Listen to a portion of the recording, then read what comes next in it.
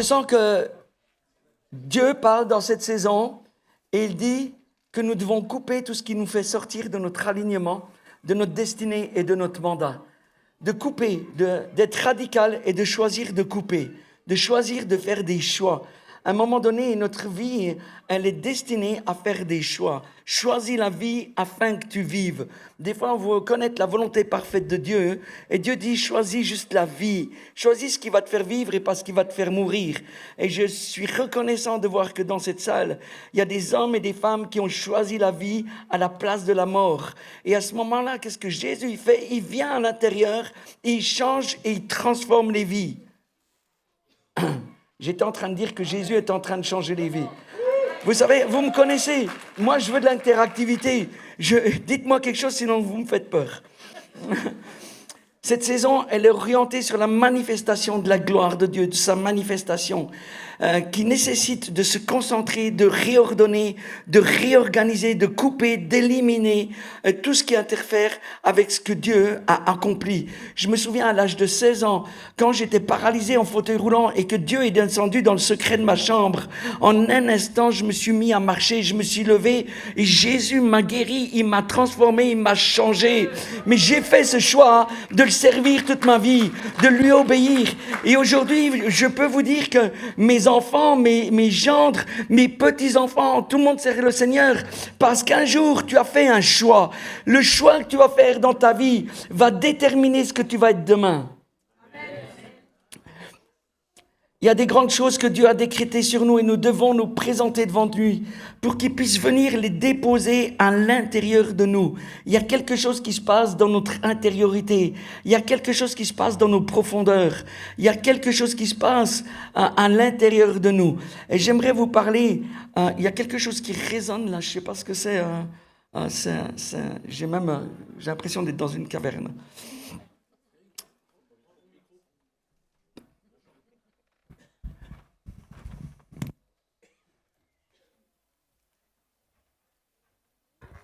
Voilà. Ah, c'est mieux. Ah.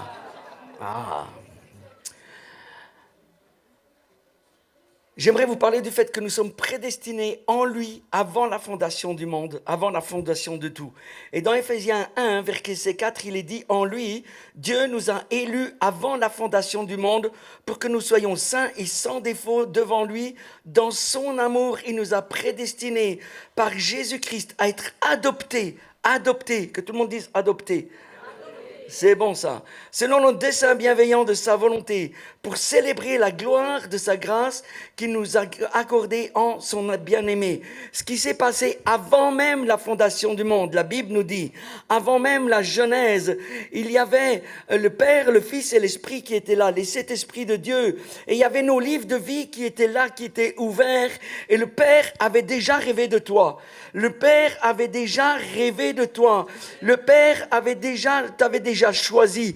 Et quand il t'a choisi, il t'a établi déjà, il t'a désigné, il t'a mis un mandat, il a mis des dons et des talents, il a pris l'esprit qui était là, il l'a placé avec une âme dans le corps de ta maman qui l'a accueilli et tu es né de là. Nous avons été prédestinés avant et aimés, choisis par le Père. Il nous a aimés le premier. Il t'a aimé le premier. Tu n'es pas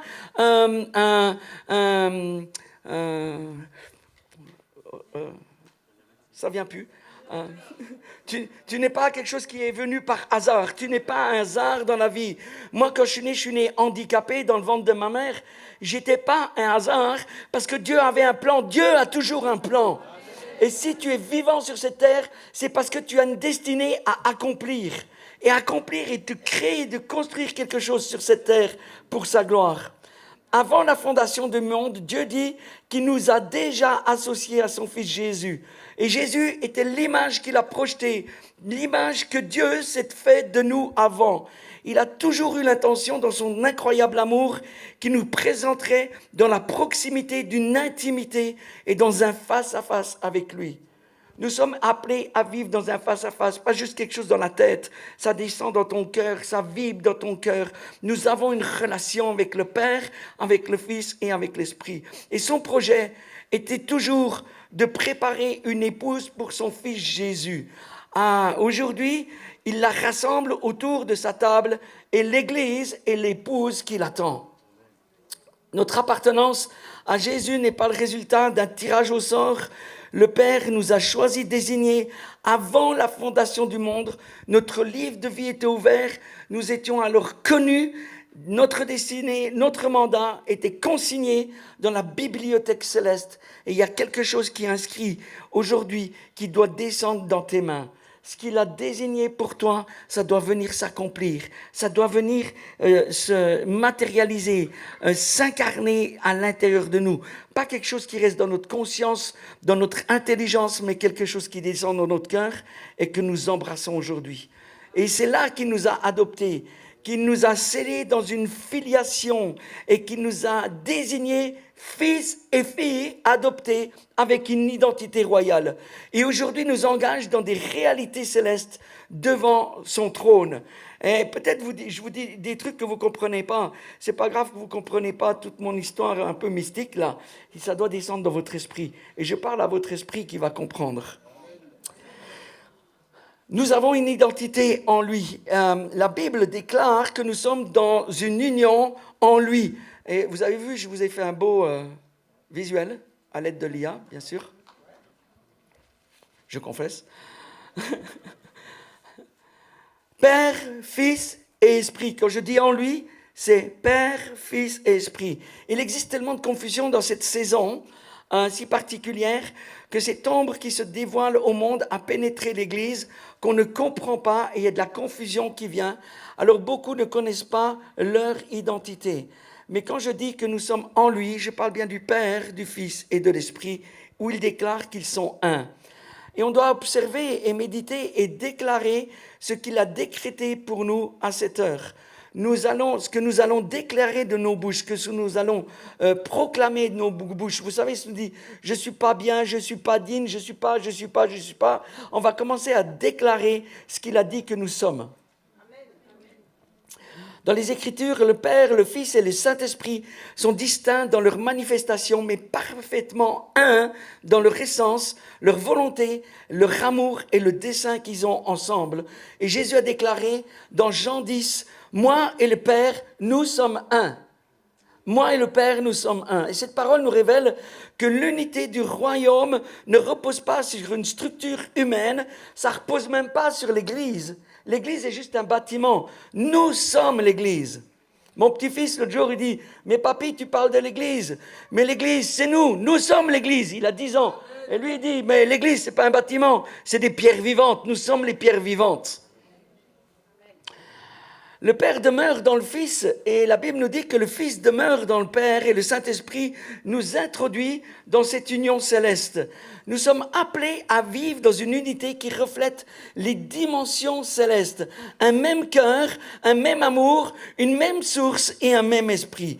Et lorsque l'Église marche dans cette dimension, elle devient le témoignage vivant de la manifestation de la présence de Dieu sur la terre. Il y a une chose qu'il a déclarée, c'est qu'il y a une inclusion en lui. Et dans Éphésiens 1, parce que tout se passe dans cette dimension-là de Éphésiens 1, le livre d'Éphésiens 1 et de Jean 17. Il est dit ceci, au verset 11 à 14. « En lui, nous avons été mis à part, prédestinés selon le plan de celui qui opère, tout selon la décision de sa volonté, afin que nous servions à célébrer sa gloire, nous qui d'avance avons espéré en Christ. En lui, vous aussi, après avoir entendu la parole de la vérité, l'évangile du salut, en lui, vous avez cru et vous avez été scellés du Saint-Esprit qui avait été promis et qui constitue le gage de notre héritage en vue de la rédemption de ceux que Dieu s'est acquis pour célébrer sa gloire. Et c'est ainsi qu'on a été planté, établi dans le panorama du regard du Père qui nous observe ce soir. Le Père, le Fils et l'Esprit nous observent ce soir. Il nous observe pourquoi ? Parce qu'il veut voir de quelle manière nous allons répondre à l'appel qu'il déploie sur nos vies. Et son Fils Jésus est la portion de notre part. Nous sommes en lui. Nous sommes désignés, aimés, choisis, positionnés, définis en lui. Le plan parfait est de tout réunir dans une complétude qui réconcilie tout à l'intérieur de nous et de lui. Donc ce n'est pas juste un esprit saint dans un corps saint, mais c'est le corps, l'âme et l'esprit, un en lui, un avec lui. Tout ce qui se trouve en lui se trouve également en nous. Il ne peut pas être en nous sans que nous nous tenions dans l'union en lui. Quand je parle dans l'union, je ne parle pas d'unité, je parle d'union, oneness, un en lui. L'unité, c'est comme toi et moi, on a choisi de vivre quelque chose ensemble. Ça ne veut pas dire qu'on est un quand on est dans l'unité. Mais quand on est dans l'union, on est à l'intérieur de. On est à l'intérieur du Père, du Fils et de l'Esprit, comme lui est à l'intérieur de nous. C'est quelque chose qui vit, qui est vivant. Et ça traverse notre ADN, notre ARN, ça vit à l'intérieur de nous. Je peux vous dire que quand le Saint-Esprit est descendu ce matin d'avril 1983 dans le secret de ma chambre, j'ai senti dans toutes les cellules de mon corps que ça brûlait, que ça a craqué dans tout mon corps quand je me suis levé du fauteuil roulant. Parce qu'il est vivant, parce qu'il est puissant, il peut tout. Ces réalités sont des mystères que nous devons apprendre à chérir et à embrasser. Nous avons besoin d'être pénétrés par le dévoilement des réalités célestes à l'intérieur de notre être, de notre esprit, de notre âme et de notre corps. Et tout ce qui est accompli est inspiré par l'intention du Père qui nous a aimés le premier. On l'a chanté tout à l'heure. Il nous a aimés le premier et nous voulons l'aimer en retour. Avant la fondation du monde, avant tout, il était là, il a pensé à nous. Je le redis encore une fois, il a rêvé de toi. Tu es le désir du Père. Tu es le désir du Père sur cette terre. Il nous a conçus dès le départ pour que nous entrions dans les réalités de la filiation et de la ressemblance selon le plan parfait de sa conception. C'est déclaré dans Romains 8. Et maintenant, nous avons découvert que nous sommes inclus en lui. Nous sommes les témoins du dévoilement des mystères de notre Dieu, conformément aux promesses du Seigneur. Le Saint-Esprit garantit cette alliance avec nous. Nous sommes un en lui parce qu'il a dit que quand nous montions dans sa présence, nous montions au travers de son corps et de son sang. Et comment on fait ça? C'est dans l'esprit. C'est dans une réalité mystérieuse, mais c'est vraiment puissant. C'est un sceau qui certifie un décret qui est consigné sur notre vie, dans notre livre de vie. Et l'Esprit du Seigneur nous connecte de manière tangible à l'héritage qu'il a racheté et préservé pour nous. C'est le plan glorieux pour l'humanité et le sujet de notre célébration. Et quand tu regardes ce qui se passe dans le monde aujourd'hui, tu peux te dire, c'est pas vraiment une réalité. Je vais te dire, c'est une réalité pour ceux qui le cherchent. C'est une réalité pour ceux qui le cherchent. Nous avons beaucoup d'amis aujourd'hui, en Iran, au Liban, en Israël, dans le chaos des nations. On a beaucoup d'amis et on a des rapports de ces gens-là qui vivent dans une situation de guerre violente et ils ont dû déménager, nos amis du Liban, plusieurs fois pour échapper à la guerre. Je peux vous dire qu'eux, ils ont choisi de chercher le Père, le Fils et l'Esprit.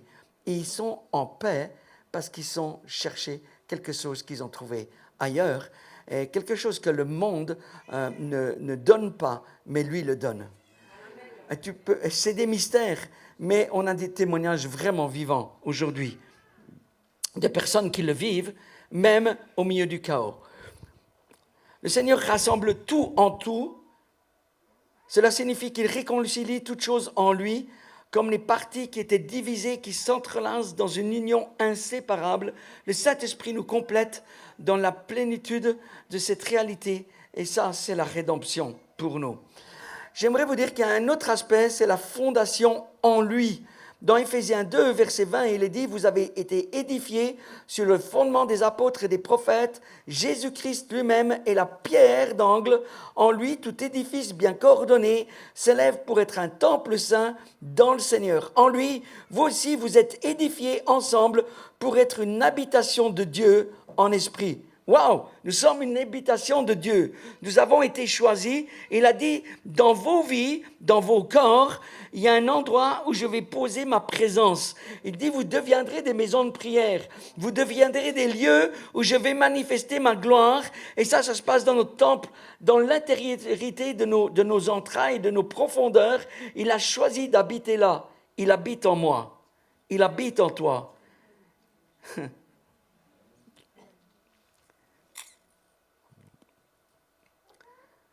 En lui, chacun de nous est comme la pièce nécessaire et unique d'un peuple, d'un puzzle vivant assemblé dans une conversation. C'est l'expansion d'une harmonie qui donne une symphonie dans une articulation, un mouvement croissant, un sanctuaire mobile qui est réel, un hôtel ensemble à la table des peuples et des nations qui célèbrent d'une même voix, entrelacés au portail de sa gloire. C'est puissant.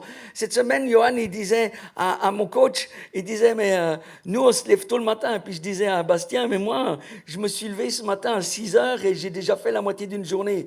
Et Johan, il dit à mon coach, il dit, oui, mais parce que tu sais, nous, on passe 1 heure déjà dans la présence de Dieu. Et on attaque ni Bastien. il y a une réalité. Il y a une réalité. C'est qu'on rentre dans une conversation dès le matin jusqu'au soir et dans la nuit. Il y a une conversation avec le Père, le Fils et l'Esprit. C'est les mystères de cette réalité. Et il dit qu'il parle à l'intérieur de toi. Je prie que ce soir, il vienne parler à l'intérieur de ta vie, dans ton corps, dans ton cœur, et qu'il vienne révéler qui il est. Il veut se révéler comme le Père qui nous aime, qui nous a choisis. Et là où tu n'as pas connu l'amour du Père, là où il y a des défections, des défaillances, il dit, moi je vais t'aimer d'un amour sans précédent et je vais tout changer, tout transformer dans ta vie. C'est extrêmement puissant. Dans cette union, Jésus nous déconfronte habituellement que nous sommes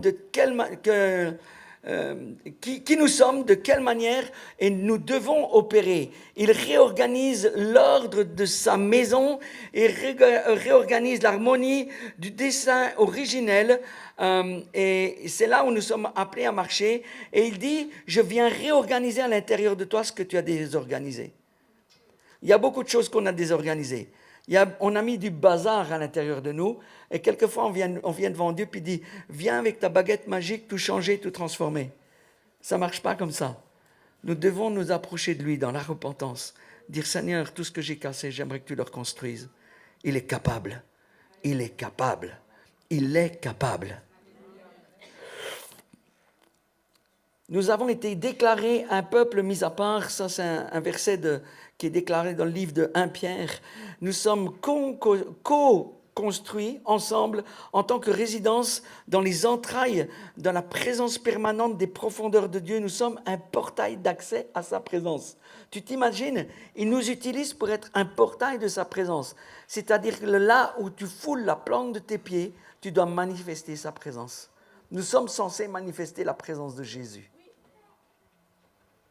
Nous sommes censés manifester la présence de Jésus. Nous sommes censés manifester la présence de Jésus. Ça doit se voir. Tu dois donner envie. J'ai envie. Qu'est-ce que tu as que je n'ai pas?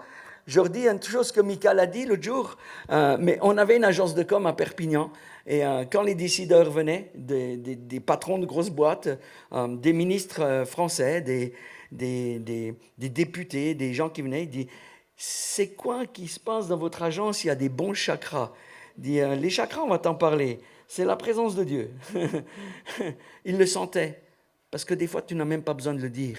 Il faut que ça se voit. Il faut que ce qui transpire de toi, c'est l'amour de Jésus. Il y a un autre aspect, c'est « Parle-nous de toi à l'intérieur ». Dans Éphésiens 2, il est dit « Il nous a ressuscités ensemble et il nous a fait asseoir dans les lieux célestes en Jésus-Christ afin de montrer dans les siècles à venir la richesse surabondante de sa grâce par sa bonté envers nous en Jésus-Christ. » Et je veux déclarer, dire Seigneur, merci d'avoir préparé un lieu pour pouvoir habiter ensemble avec ta famille céleste, au milieu de tous ceux qui se tiennent là. Nous voulons pénétrer les secrets de ta volonté. Nous nous tenons assis à sa table avec toi dans les lieux célestes. Vous imaginez, il a déclaré que nous sommes assis avec lui. Lui, pour être assis auprès de son Père, il est monté sur une croix, il a sacrifié sa vie, il a donné son sang afin que nous ayons un accès. Et dit, maintenant vous pouvez monter, vous pouvez vous tenir. Et dans la position que vous avez, dans toutes vos activités de votre vie sur cette terre, nous sommes en même temps assis avec lui, dans les lieux célestes. Waouh! Parle-nous encore de toi à l'intérieur de nous, dans les profondeurs de nos entrailles, dans toutes les parties de notre être, de notre propre ADN, que tout en nous te rencontre. Le désir de mon cœur, depuis ce jour du 1er avril 1983, c'est de rencontrer sa présence. C'est d'être un explorateur et de chercher sa présence plus que tout. Une chose que mon cœur désire, c'est habiter dans sa maison et le connaître. Et qu'il me connaisse. C'est à cause de cet amour passionnel qui vit à l'intérieur que nous déposons le simple désir d'en faire l'expérience. Mais de choisir cette dimension devient une vie consacrée dans la radicalité. Ce n'est plus une expérience, c'est un style de vie.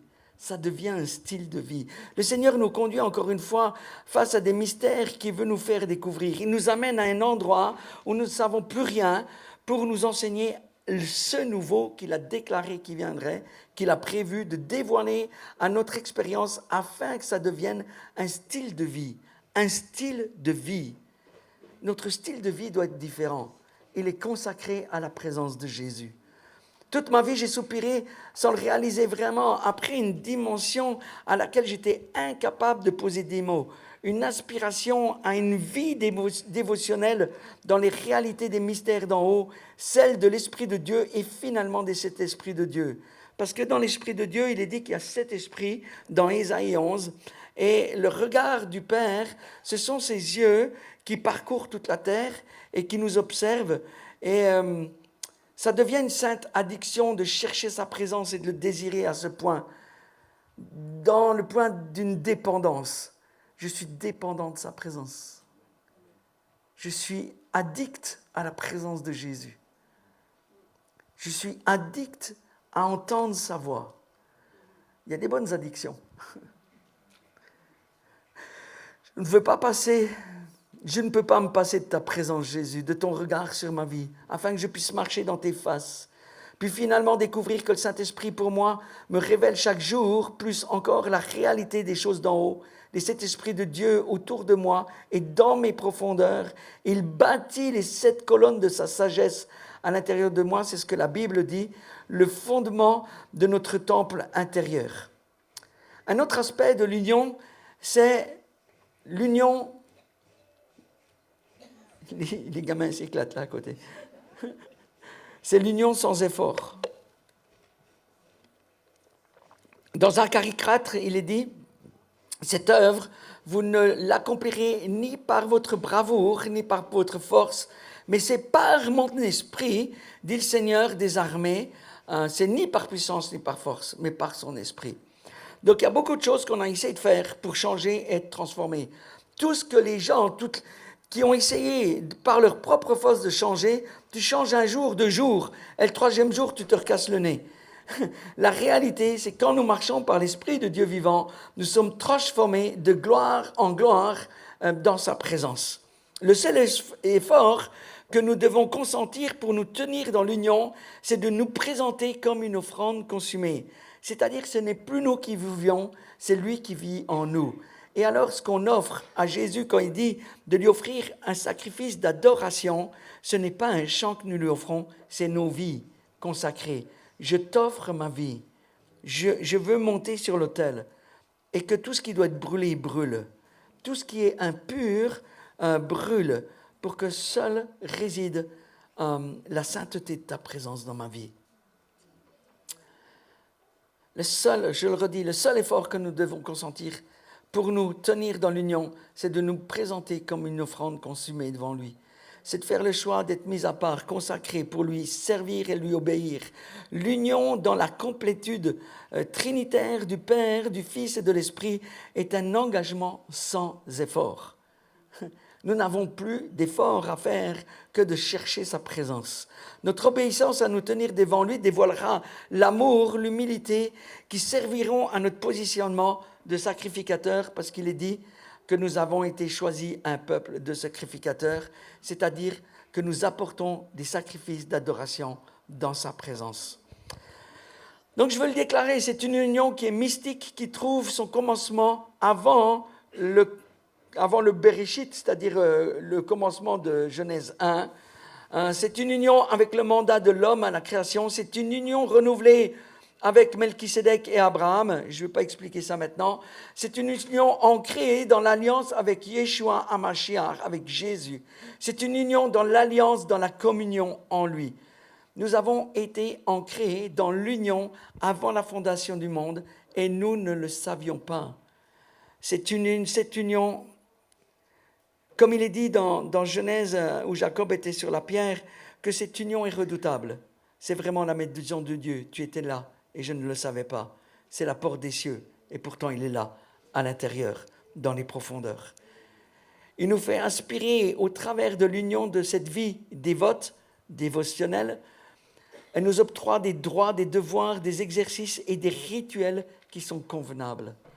Un style de vie qui signifie une vie amoureuse des réalités célestes, rigoureusement menée à la passion. Le désir de la dévotion, c'est de rencontrer le désir de la sainte perfection des saints. C'est-à-dire que c'est lui qui nous rend parfaits, qui nous a déclarés saints, qui nous déclare parfaits. Et ce n'est pas ni par puissance, ni par force, c'est par son esprit.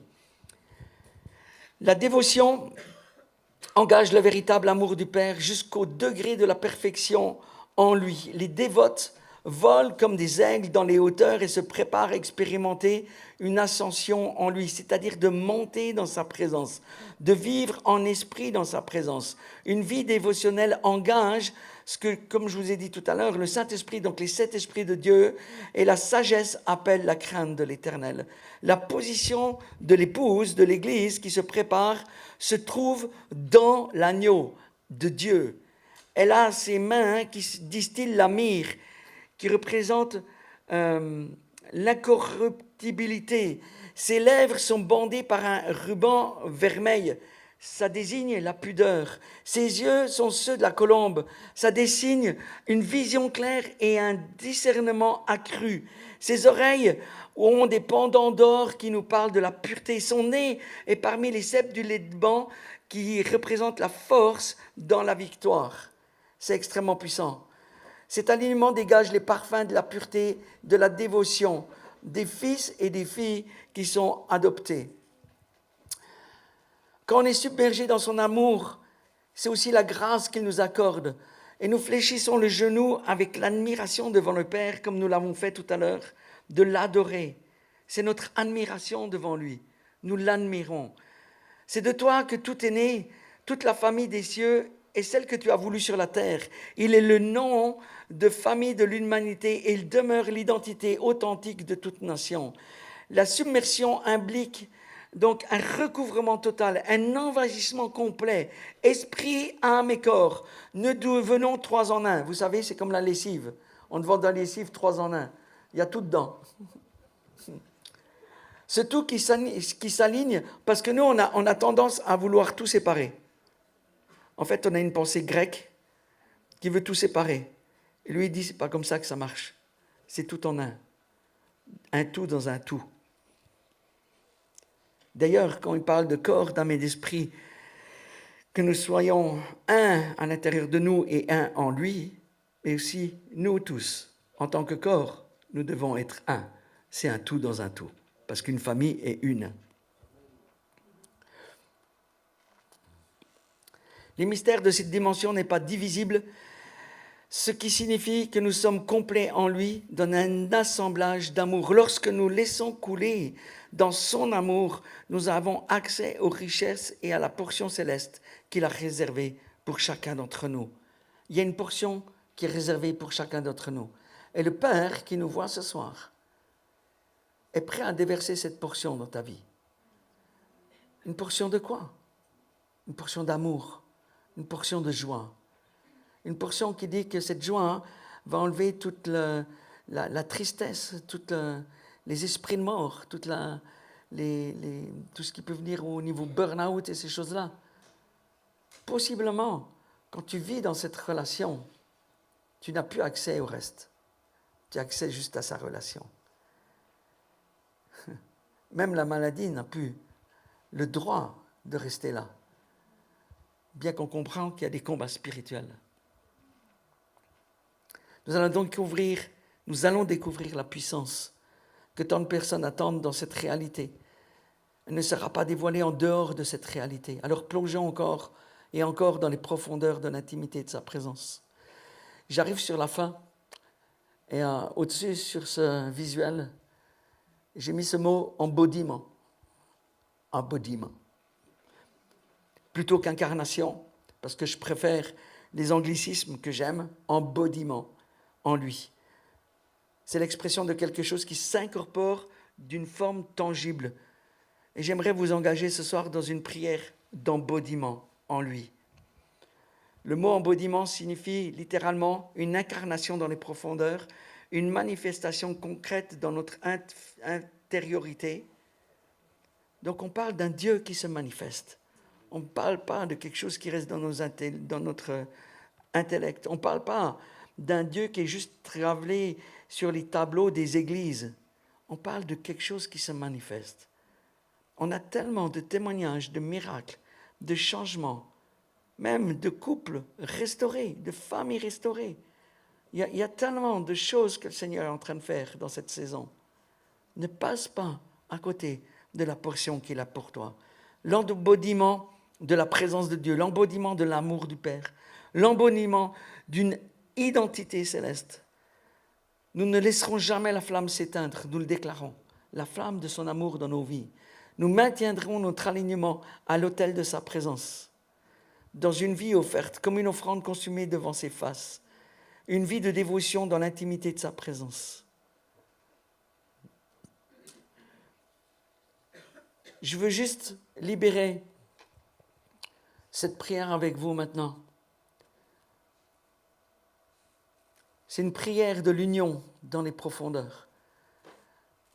Je vous engage peut-être à fermer vos yeux, soyez juste prêts à recevoir.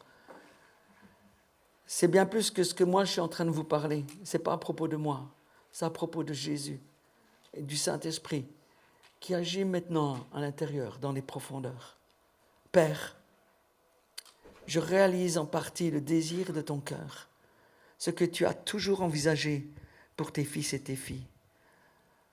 Donne-moi de pouvoir, de connaître l'ampleur de ton intention et de ce que tu as impulsé de ton souffle dans mon esprit à l'intérieur. Tu as enflammé ma foi, mon espérance pour que je saisisse pleinement la réalité, la complétude du Père, du Fils et de l'Esprit, de cet Esprit de Dieu, de toute la dimension spirituelle qui m'habite. Tu m'as enraciné et fondé dans ton amour. Ton propre amour est ma source intérieure invisible. Il est l'amplitude intarissable comme tout le système racinaire d'un arbre qui a dans ses fondements la véritable vie. Je déclare la vie en l'intérieur.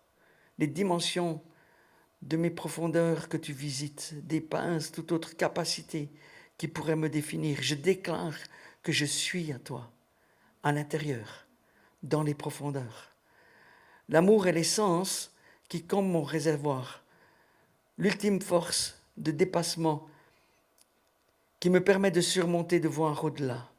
Donne-moi une vision des nations transformées, des vies transformées, des couples transformés, des familles transformées, par la puissance du mouvement de ta gloire manifestée, de l'étendue illimitée de la largeur, de la longueur et de la profondeur de ton amour, des extrémités et des dimensions en profondeur et en hauteur que tu m'invites à m'approprier. Les dimensions de l'espace-temps qui sont en toi me font perdre la vue. Comment pourrais-je sous-estimer la hauteur, la longueur et la largeur et la profondeur de l'amour en toi, qui surpasse ma conscience? Puisses-tu m'attirer dans les profondeurs, dans un profond désir. Je me présente dans une rencontre devant toi afin que tu de connaître les mystères de l'intimité qui sont révélés dans l'union en toi. J'aimerais déclarer que bien au-delà de la portée d'une simple compréhension intellectuelle, dans cette équation de l'union, que nous sommes transformés de gloire en lui, c'est-à-dire d'étape en étape. Un jour, je parlais avec mon père spirituel et je disais, mais toi, la situation de cette personne, il faut vraiment qu'on agisse vite. Et il m'a dit, Eric, ça fait 20 ans que cette personne, elle casse, elle brise, elle abîme sa vie. Il n'y a pas d'urgence.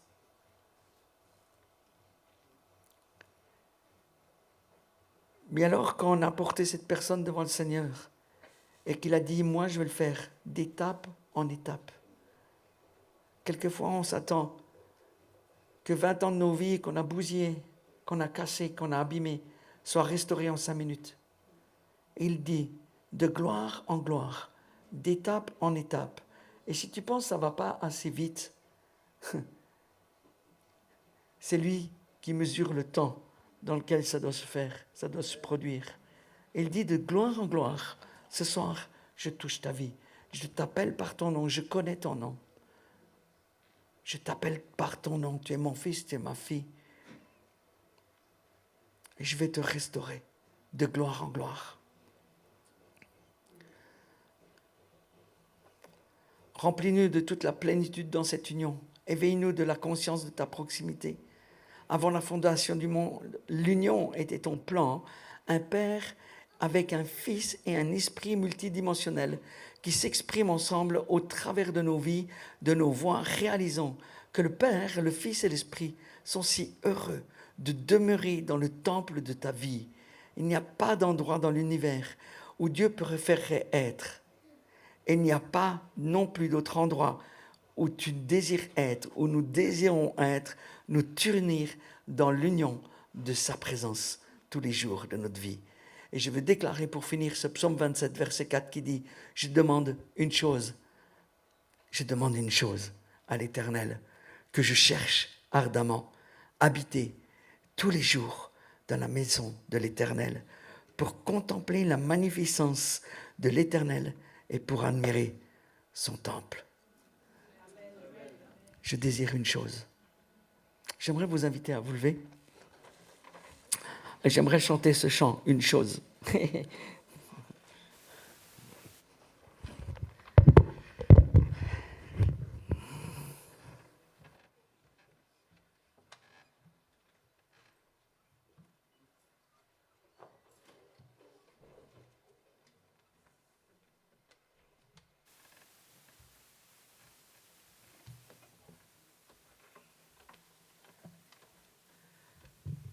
Juste, je ne veux pas juste chanter un chant pour chanter un chant. Je veux que vous puissiez recevoir cette dimension.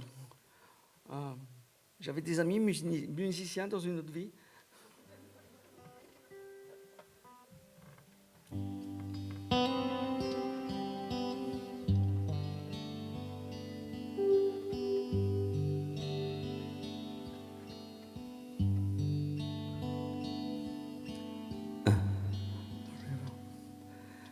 Une chose,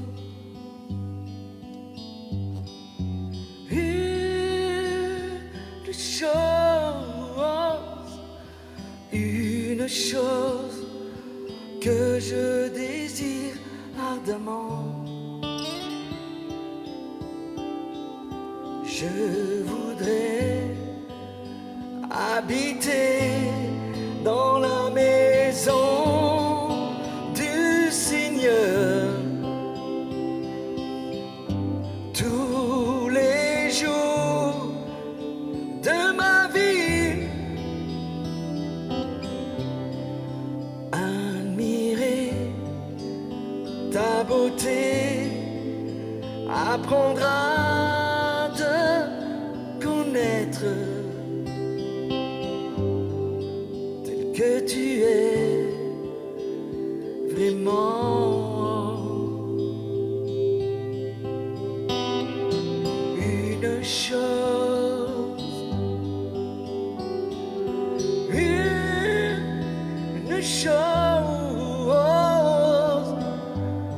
chose que je désire ardemment.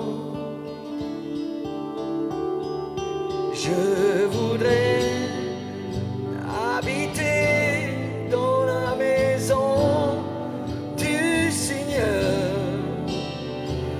tous les jours de ma vie. Admirer ta beauté, apprendre à te connaître, que tu es vraiment. Admirer ta beauté, apprendre à te connaître, que tu es vraiment une chose.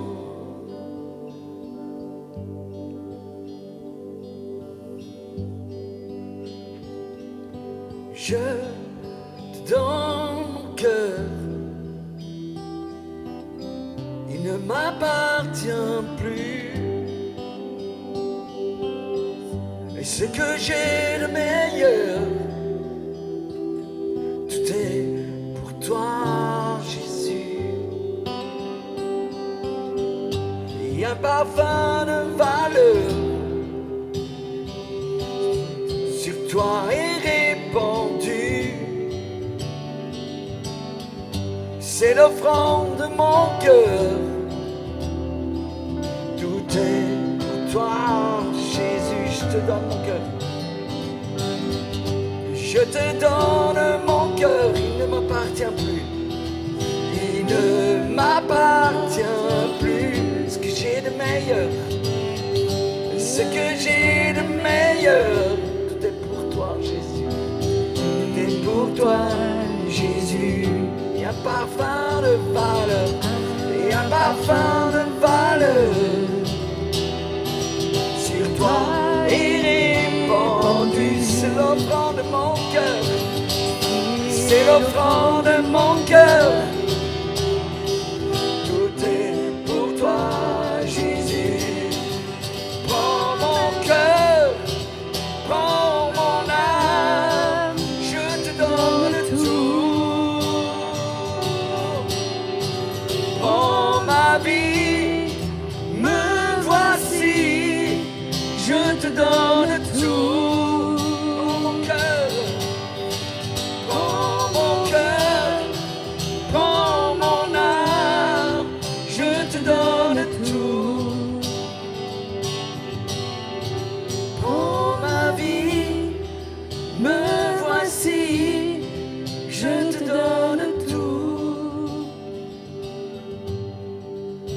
Mon cœur est à toi, tout à toi. Mon cœur